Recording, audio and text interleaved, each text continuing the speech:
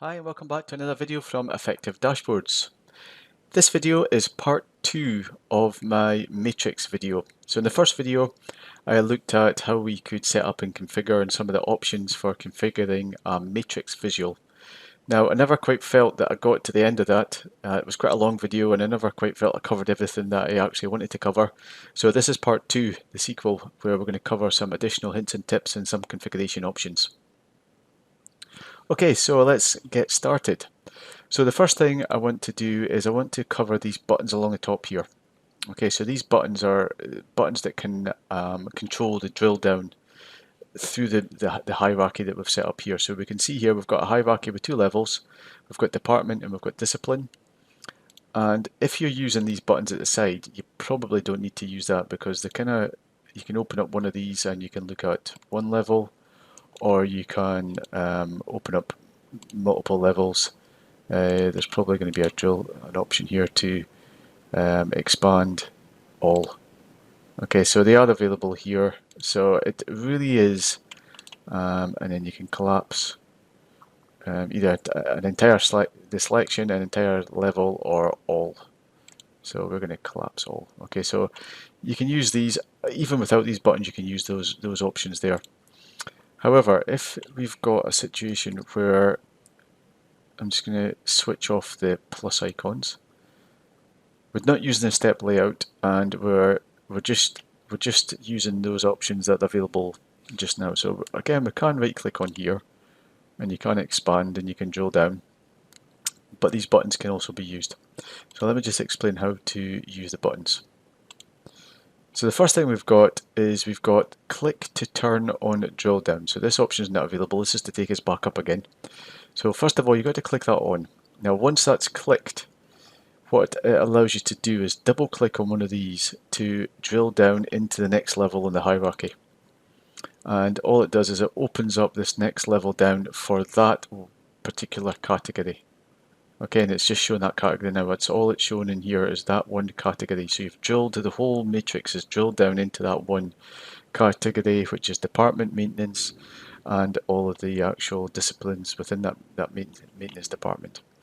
Okay, so that conditional format's changed, the totals have changed, we've drilled into that value there. So if we drill back up again, we can see we're back up again. Here's a 564. And then we can switch it off. Now with that switched off, you double click on here, nothing happens. Okay, so you've got to switch it on to enable that option. Next option is this one here, go to next level in the hierarchy. So you don't need to select anything. So I just hover above here, I'll open this up, and what that will do is it will drill everything down into just showing discipline. Okay, so department's out of the question now, and everything is just showing discipline. And we can see actually the title's changed to show that the row is just now discipline. So this is everything that's related to discipline. Now one thing I've noticed here is it doesn't show the subtotals or the totals for discipline. I did try and mess about with the totals and the subtotals, and it doesn't seem to be possible to switch it on. You do have the row totals across here, but you can't see them along the bottom there. But yeah, that's going to take the whole matrix down and just show everything by discipline. And then we can go back up again using that, and we've got this option here. And then finally, this final option here is expand all down one level in the hierarchy. So basically that's just going to expand everything out, and each of the first level, the department, has shown all of the disciplines that are underneath each of those departments. So that's going to allow you to kind of traverse up and down through the hierarchy, just the various different options. So that was the first thing I wanted to cover. The second thing was a little bit about setting conditional formatting. So we did touch on conditional formatting, and I just wanted to go back and touch on it again because it's quite important, particularly if you're using this. I'm just going to go right back up to the top here. Particularly if you're using quite a lot of data in here. We've got quite a lot of different rows, and once you expand it, it becomes quite busy and you've got to scroll. So we've got some conditional formatting here, and we've looked at the numbers. Now there's two types of conditional formatting that I would say that, broadly speaking, there's one that gives it a color gradient. Now that color gradient is useful to draw your eye to the areas that have got the highest amount, the highest number of values, or the lowest number of values if that's the case. Just in this example here, it's backlog, and we're interested in which, relatively speaking, which of these departments and which of these statuses have got the highest number, and you can clearly see that they're here. Now, what it isn't particularly good at doing is showing you the proportion, okay, the proportion of those. So we can see, we've kind of got to calculate ourselves. We can see that the total number is 745. We've got roughly 500 here, so you can kind of, these numbers are pretty good because you can kind of see that there's roughly a third of these.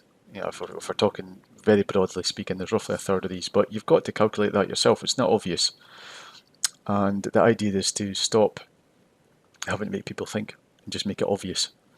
So that is where we can use the conditional formatting option for these bars. So let me just first of all copy this, and I'm going to move it down here, and I'm going to go in and we're going to set up the conditional formatting, and rather than use the background color, I'm going to use these bars. Now there's a couple of caveats here. So bars are not particularly useful in this format here, where we want to actually show the they kind of covered up the figures. That's my issue with bars. They kind of cover the figures up here. Now you could use a lighter value. Let's use a lighter one actually. Let's go in and go for blue, and we use a lighter value here. So you could start off by using a lighter value, and that does help. That does help. But what it's doing is it's telling you the proportion of these based on the total, not based on a percentage. Okay, and we want to see it based on a percentage. We want to know, as a total, how much work is sitting waiting scheduled for maintenance, and how much work is sitting scheduled for maintenance.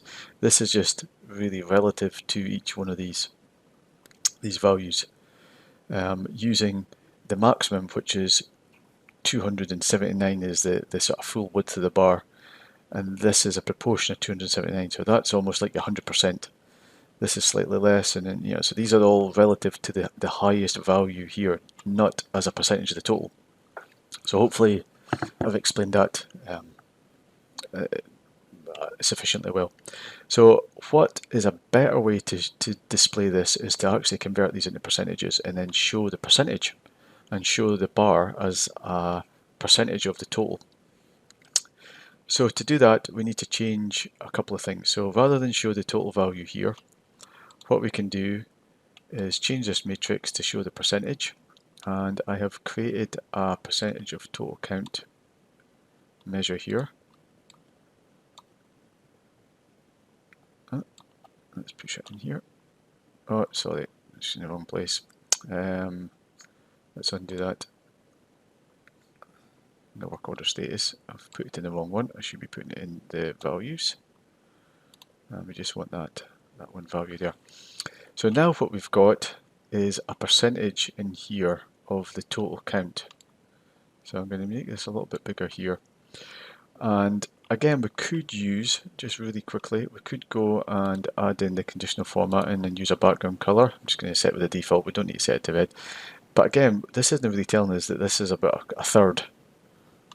I said a quarter before, but a third, yeah, about a third. My maths wasn't particularly great.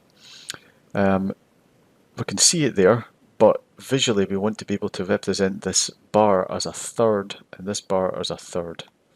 So to do that, we've got to go in to the turn off this background color, and this is where bars come in when we're looking at representing proportions of a whole. Open up the bars, go to advanced. Now rather than have the highest and lowest values set the size of the bar, okay, which is what I showed you before, which doesn't really tell you a proportion of the total that's related to that particular figure. What I would do, and what I've done, is go into custom, and because these are set up as percentages, we can put that as 0, and we put that as actually 1. So 1 is 100%. Behind the scenes, even though it's presenting this as a percentage, it's actually held as a sort of decimal of 1, a proportion of 1. And everything else fairly stays the same. I like to get rid of this axis, and it's only going to be positive bars. And let's change this to be that colour there. And then let's look at that. So now what we have is a bar where the width of the cell represents 100%, and we can see here that each one of these is added together. A lot of these would add up to a bar's width. It would be a total of everything. So we can see clearly that is going to be 30, that's about a third of that, the size of that, that's about a third of the size of this one here. It might even be, I've never tried this before, but it might even be that once we've got these grid values, it might be better to put a vertical grid on as well. Yeah, that might work a little bit better as well, just to show you that vertical grid so you can see the upper and lower size. And as we make these bigger and smaller, you can see that proportion is going to change.